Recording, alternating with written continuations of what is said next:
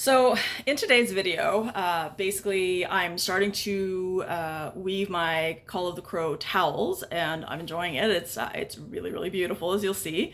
The pattern. I finished give me a second here.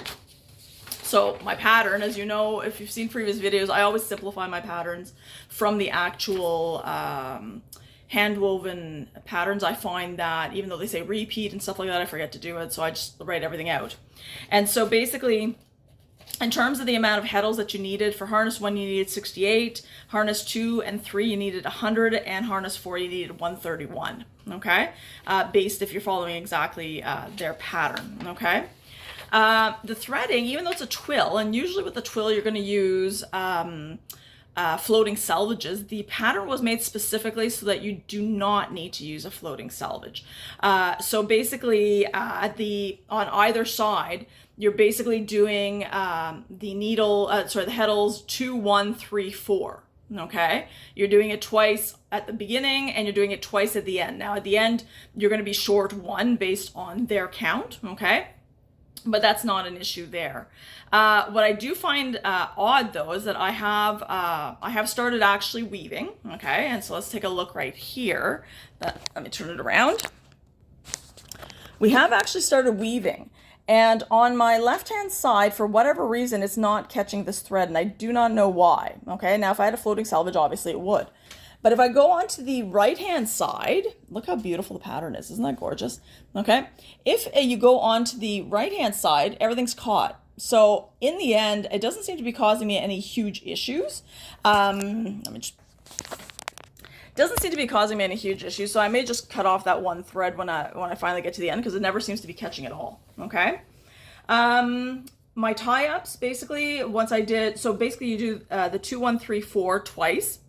Then you're going to repeat the middle section 32 times, okay? So basically you're looking at, and I like to put it in plots of 4, basically, so I just pull out the 4 heddles, thread them, pull out the next 4, because on my sectional, we had sections of 20. So basically I can go through, and what I did is that I end up, oh, I do not have it here. Give me 1 second. Okay, so you can see basically in the picture that I've repeated it 32 times, and you can manually see it. I've done it. Yes, it does take a lot of paper when I'm printing it out, but basically I'm checking it off line by line.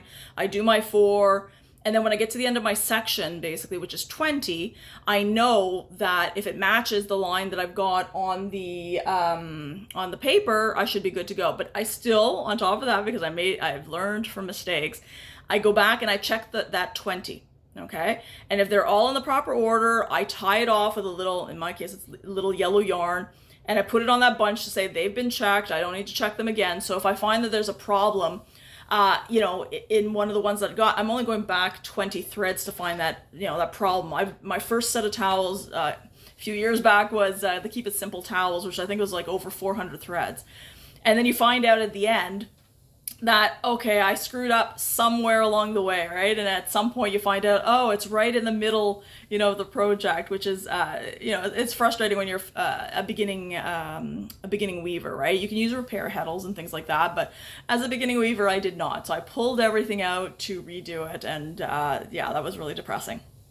So you do the section, the repeat in the 32 times. And then at the end, you've got the 2 lines again, the 2, 1, 3, 4. But the last section, instead of having 8, you only have, according to the number of threads that they've given you, which was 399 ends, you're only going to basically have 7 in that last part when you're threading it. The tie-ups, so when I do my treadles at the bottom there, I'm hooking up my my treadles to my harnesses. Treadle 1 will be harnesses 1 and 2. Treadle 2 is 2 and 3. Treadle 3 is 3 and 4. And treadle 4 is 1 and 4. So I've done that, and what I did is that because I've got a 4 shaft loom, I've got 6 treadles on the bottom. So I've actually hooked up the 4 in the middle, because I find pressing the ones on the ends tend to be a little bit stiffer compared to the middle, and of course it's a little bit more central for my feet there. So I threaded up tied up the middle 4, okay, for myself. The treadling is pretty simple. Okay, so you're starting at the beginning, and you're treadling just treadles 2 and 4. Okay, and you're doing that 10 times for about an inch. That's doing your, the beginning of your hem. And then the rest of it, basically, other than the hems, is that it's going 1, 2, 3, 4. So it's beautifully, beautifully simple to do. So you've seen what the pattern looks like. I love it. And I just realized doing this video, I forgot to do the first part, which was the 2 and 4 for the hem. Of course I did. So I'm going to go back, I'm going to do that, and then continue on. So I've got I have my inch. I got several rows to undo and rewind before I start over again. But really important is that I wanted to do a hem stitch on this particular towel. Now, you don't have to necessarily do a hem stitch unless you're planning to do a fringe or something like that. Hem stitch is not necessary per se, but I do find that if I have a hem stitch, when I'm cutting off the threads and then I've got to, iron it and fold it to do my hemming and stuff like that, I don't have a whole lot of loose threads that I'm trying to tame. Okay, so I'm going to try again, because it's been a while since I've done the hem stitching. I'm going to try again to do the hem stitching at the bottom. Now, in years past, as you're going to see in the next part of the video, is that in years past, generally you've got your, so let's change it around again. So in years past, basically, I've got my thread, okay, that I'm trying to straighten out all the threads on my warp, okay, and then again, you realize I forgot my 1 inch of hem. I went right into the towel. But between the yarn and the actual pattern of the towel, there's no space. And if you want to do a hem stitch, you need a little bit of space. So what I ended up doing, okay, and I will show you in a video again because I got to redo it anyways, is that typically what I do is I try to undo 1 line of this to give me, or 2 lines of this to give me a bit of space. It's a bit of a pain because it's yarn, it's not slippery, it's slow going. So I just thought to myself, you know what?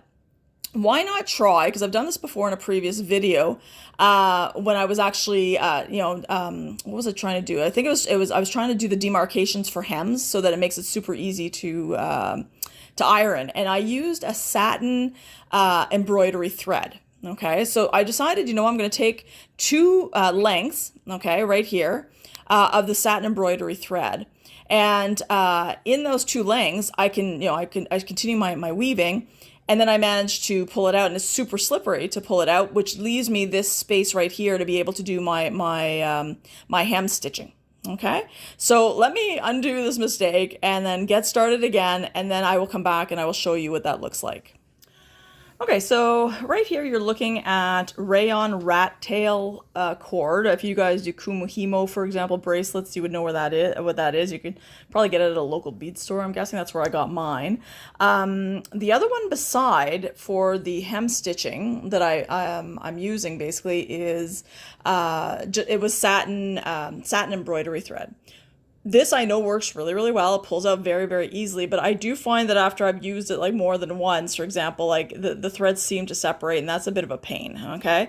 I do not know if the rat tail cord is going to do that. So I'm going to try it with the rat tail and just see what happens with that so that I know for future experience. But I do know, as I said, with the satin embroidery thread, it does work quite nice. So you're probably using it once and getting rid of it, which is a bit of a wastage. I would probably prefer putting them like aside and then reusing them for another project. Okay, so let me put them in and we'll take a look. Okay, so that's the rat tail cord inside. I just, used 1 treadle. It was treadle 2. I pushed up, put the first cord in. I put the, second cord in under the same treadle. They're not connected. They're 2 individual cords. And you'll notice that at the end here, okay, both ends, I've left enough for me to grab onto so that I can pull it out once I want to start doing my hem stitching. Okay, so let me first do the hem, okay, and I'll come back and we'll pull it out to see whether or not it works well for the hem stitching. Okay, so as you can see on this side here, basically I've got my 4 lengths across of the of the 8-2 cotton that I'm going to use for the hem stitching. Okay. Basically, I usually start on the right-hand side because I'm right-handed. And because of that, specifically when I'm right-handed, I start on the right-hand side for the hem stitching. Sorry, I usually start weaving on the left-hand side. But for hem stitching, I start on the right-hand side. So I would imagine that if you're left-handed, you'd probably want to reverse that. Okay. So now let's take a look, okay, on this side. Okay. All right, so basically I've got this. I can pull them out one at a time or together. Let's see if I can pull them out together. All right, so to see how easy it is. Oh, there we go, it's coming. All right, there we go. Grab it again. All right, beauty. Beautiful. And now it's leaving me my gap that I need in order to be able to do the hem stitching. I do have a video on hem stitching with much larger threads, so it's much easier to see than me doing it on this particular one. So I would definitely suggest that you go and see that for the actual hem stitching, not only to do the beginning of the project, but also to do the other side of the project as well. If you decide you need to do that, if you want to do a fringe, you're definitely going to want to do the hem stitching. But for me, I thought this is kind of a cool hack so that I'm not spending a lot of time with that part of my project.